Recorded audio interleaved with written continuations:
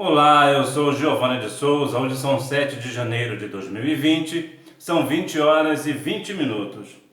Lição 11, do dia 15 de março de 2020, o homem do pecado.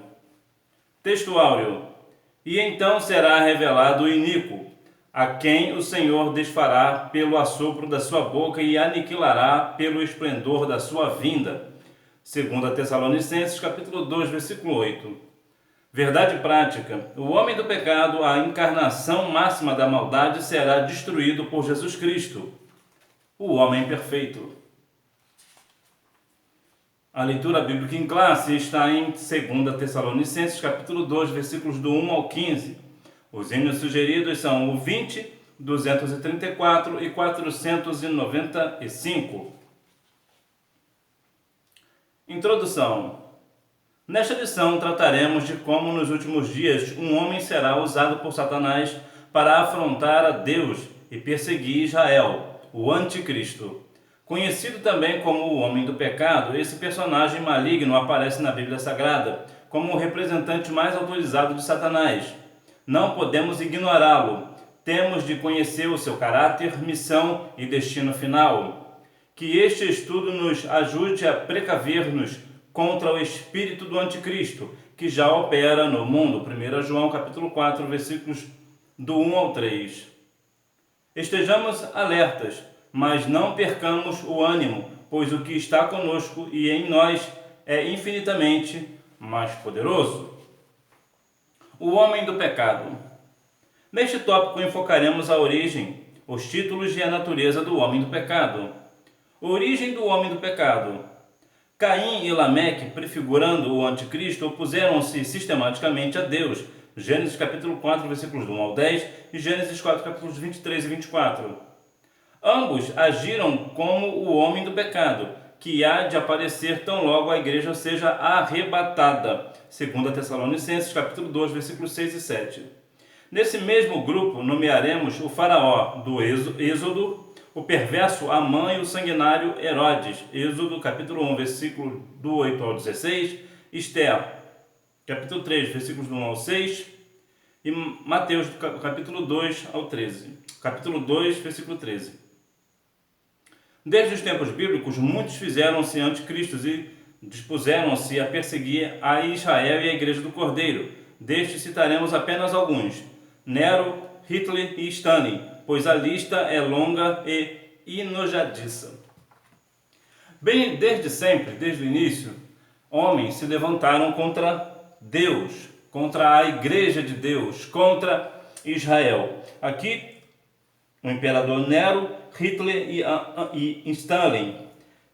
Esses perversos ao extremo. Nero, por exemplo, matou a sua mãe. Stalin matou cerca de 6 milhões de pessoas no Holocausto. E Stalin, a lista dele é bem extensa também de mortes. Então há pessoas que desde sempre, como foi aqui no caso bíblico de Caim e Lameque, que também se opuseram sistematicamente contra Deus, afrontaram a Deus. Então nós vemos que desde o início há pessoas que se levantam contra Deus, homens do pecado. E isso sempre acontecerá, porque o espírito do anticristo já está no mundo. Então sempre haverá, até quando Cristo vier buscar a sua igreja. Títulos do homem do pecado. O título principal deste personagem é Anticristo, 1 João capítulo 2, versículo 18. O apóstolo João, sempre atento aos sinais dos tempos, soube como desmascarar os antecessores do homem do pecado. Em seus dias já não eram poucos. No Apocalipse, o homem do pecado é descrito como a besta que sobe da terra. Apocalipse capítulo 13, versículo 1. Se retroagirmos a Daniel, constataremos que o anticristo é apresentado como o príncipe que há de vir. Daniel capítulo 9, versículo 26. O Senhor Jesus, por sua vez, mostra-o como aquele que, desprezando o Pai e o Filho, aparece mentindo e enganando os incautos. João capítulo 5, versículo 43. Desde a época de João, já eram muitos os anticristos. E até hoje, sempre haverá aquele anticristo.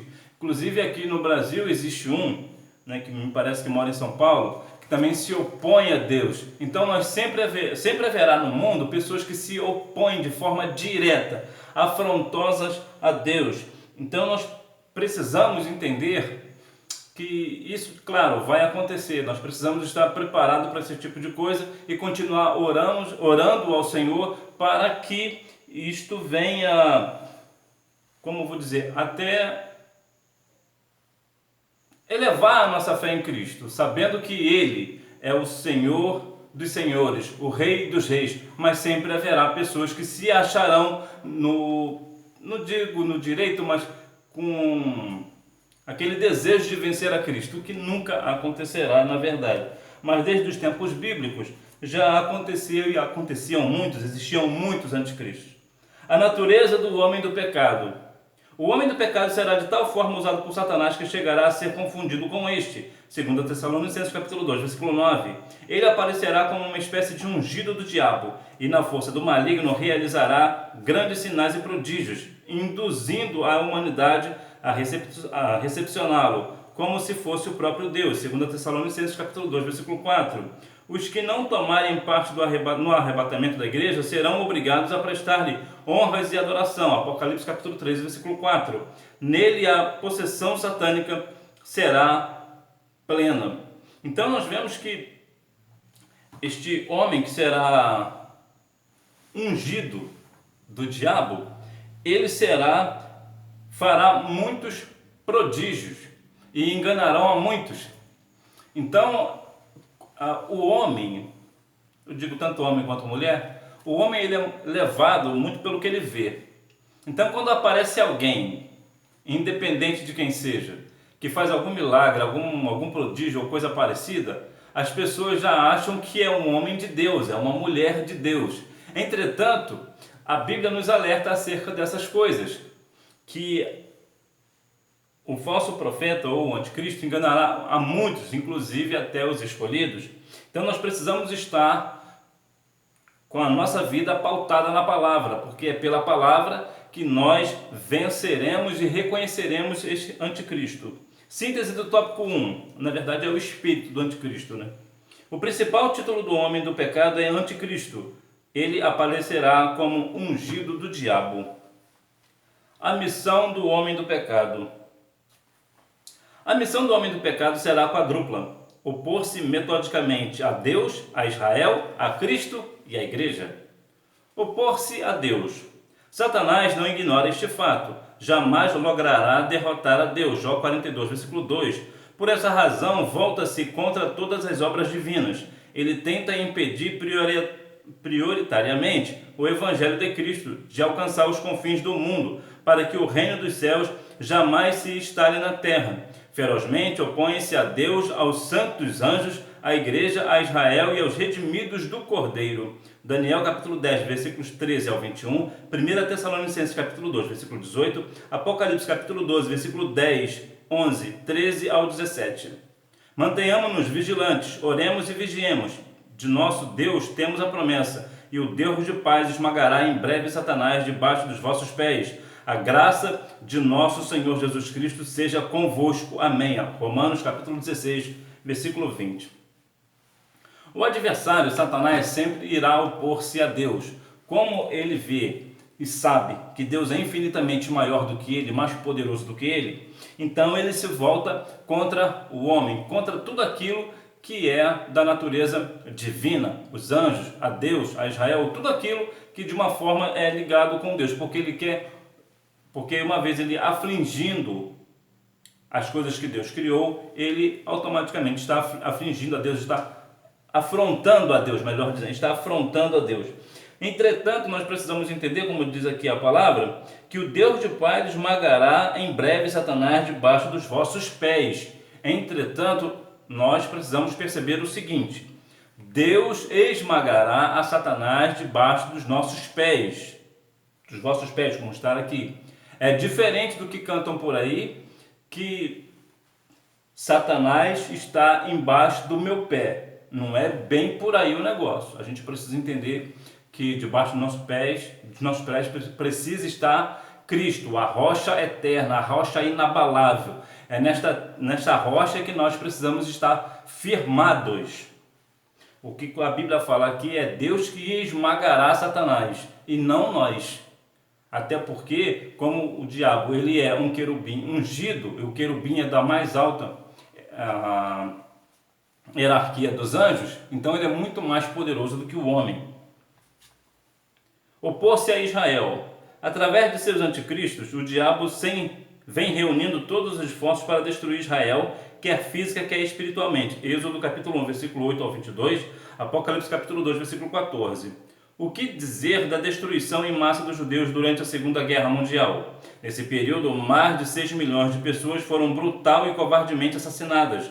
Na grande tribulação, o homem do pecado perseguirá implacavelmente os judeus para aniquilá-los de uma vez por todas. Apocalipse capítulo 12, versículo 17. Mas quando Jesus Cristo retornar em glória, todo Israel será salvo. Aos Romanos capítulo 11, versículo 26. Bom, aqui como já está falando aqui sobre a questão de Israel, que quando o austríaco Adolf Hitler matou cerca de 6 milhões de judeus no Holocausto, ele matou de diversas formas, câmara de gás, levou para os campos para morrerem de fome e de toda espécie de males, doenças e tudo mais.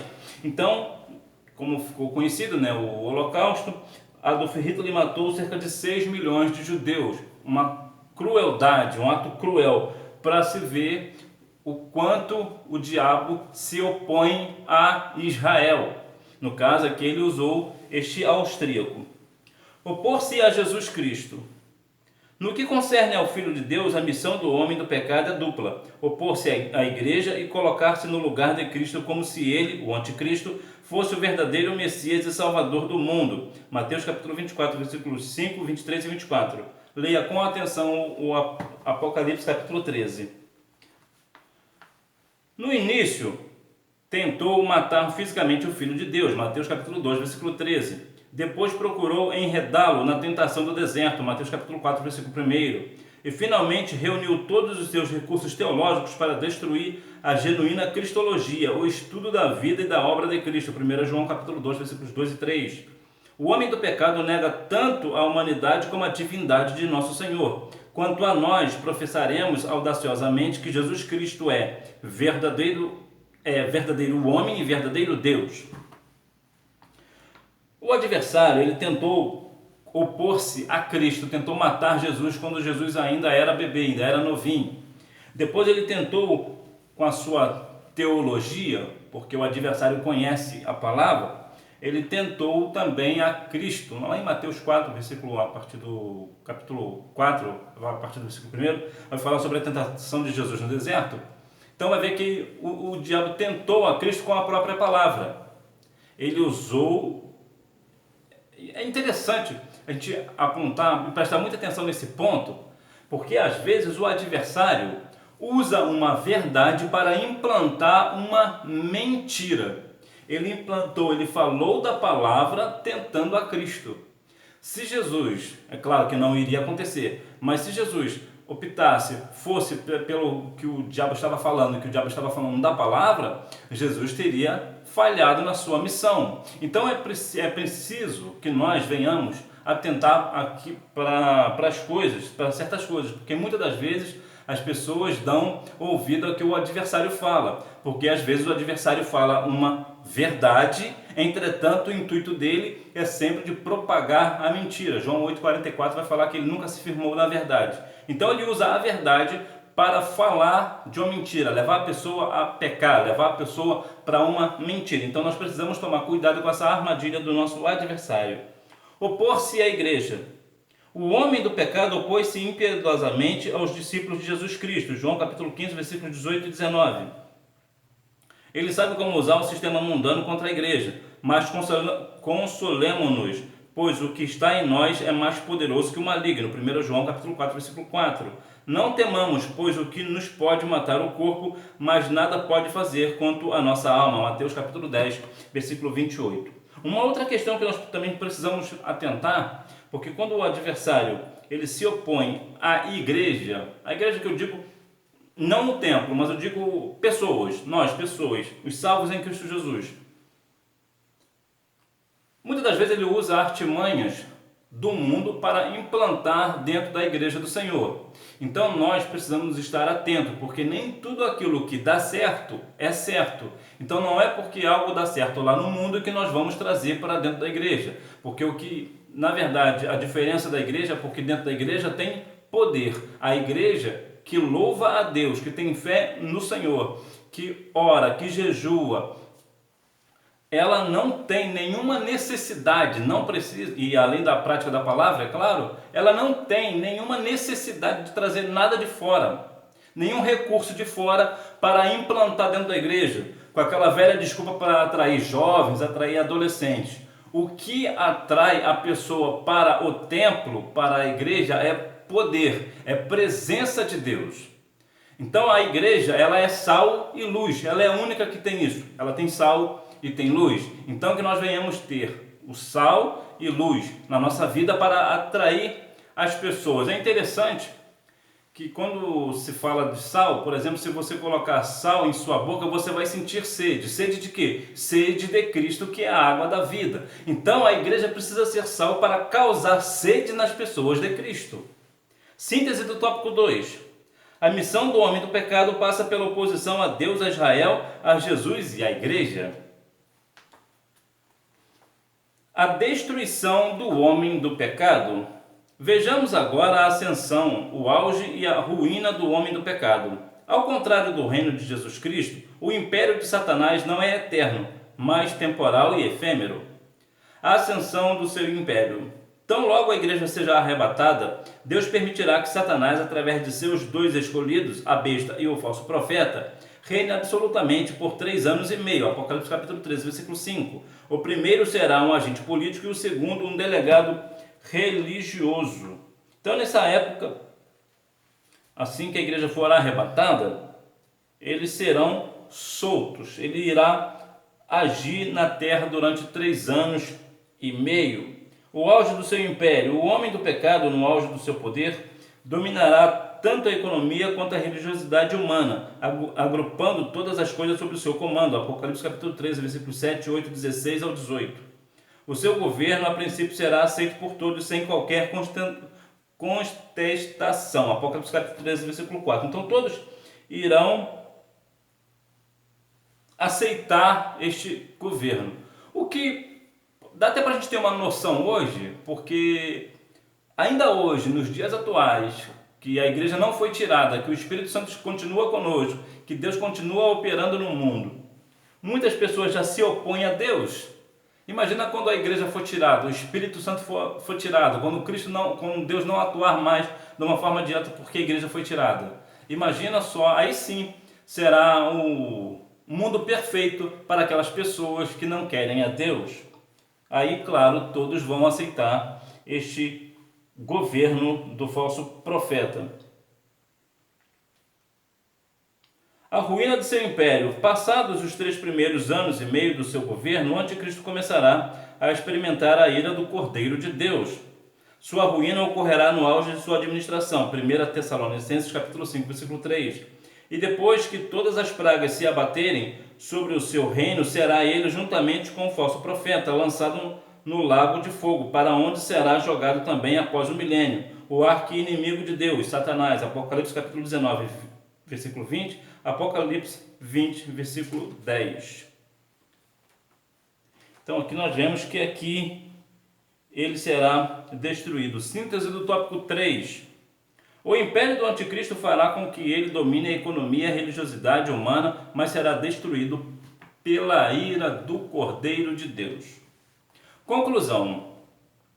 O homem do pecado será o ser humano mais inúquo, mau e blasfemo de todos os tempos. Em termos de maldade, que é essencial, que é formal, será ele superado apenas por Satanás, aparelhado pelo diabo. Há de se levantar contra a criação e contra o próprio Criador.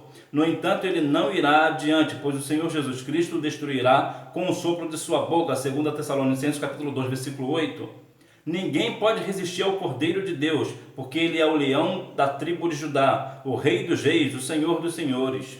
Glórias a Jesus. Então nós vemos que o adversário ele vai sim se levantar contra a igreja do Senhor, ele vai se levantar contra Israel, vai se levantar contra Deus, vai se levantar contra Cristo, mas ele irá perder esta batalha. O Senhor Jesus, com o sopro de sua boca, destruirá este homem do pecado. Questionário: quem é o homem do pecado? Resposta: o anticristo. Pergunta: que nomes o homem do pecado recebe? Resposta: a besta que sobe da terra, Apocalipse 13:1, o príncipe que há de vir, Daniel 9:26, e aquele aparece mentindo e enganando os incautos, João capítulo 5, versículo 43. Por que o homem do pecado é chamado de anticristo? Resposta: porque o anticristo opõe-se a Cristo como se ele, o anticristo, fosse o verdadeiro Messias e Salvador do mundo, Mateus 24, 5, 23 e 24. Qual é a missão do homem do pecado? A missão do homem do pecado será quadrupla: opor-se metodicamente a Deus, a Israel, a Cristo e à Igreja. Qual é o destino final do homem do pecado? Resposta: ser lançado no lago de fogo. Então nós vemos nessa lição que o homem do pecado se levantará contra Deus, contra Israel, contra Jesus, mas será destruído. Ele será lançado no lago de fogo ardente, depois, claro, da igreja ser arrebatada. Então, que Deus em Cristo continue abençoando a sua vida, que você tenha fé em Cristo Jesus, que Ele sim é o Senhor dos senhores, o Rei dos reis, o médico dos médicos, apesar da Bíblia não dizer, mas nós podemos afirmar, até porque Ele é o Senhor que sara. Então nós vemos que é uma lição de suma importância, inclusive até para esclarecer alguns pontos, porque muitas das vezes somos enganados ou nos deixamos enganar por doutrinas que não são bíblicas. Então nós vemos aqui que, baseado pela palavra, tais coisas só acontecerão após o arrebatamento da igreja. Eu vejo muitas pessoas aí, às vezes ainda, eu não sei bem dizer a palavra, mas parece que as pessoas estão se preparando mais para a grande tribulação. Apocalipse, parece que capítulo 3, versículo 8, diz que o Senhor vai nos livrar da grande tribulação, porque nós seremos arrebatados. Parece que os crentes estão mais preocupados com a grande tribulação, estão preparados para a grande tribulação, do que para a volta de Jesus. Nós precisamos estar preparados para a volta do Senhor Jesus, porque nós não sabemos a que hora Ele virá, mas nós precisamos estar pronto. Ele pode voltar agora. E se Ele voltar agora, você está preparado? Nós precisamos estar preparados para a volta do Senhor Jesus, e não para a grande tribulação, porque nós não participaremos deste negócio chamado a grande tribulação, porque, como já falei aqui na palavra, o Senhor Deus irá buscar a sua igreja, Jesus virá buscar a sua igreja, aí então sim virá a questão do anticristo. Que Deus em Cristo continue abençoando a sua vida e que você tenha uma boa aula. Tchau!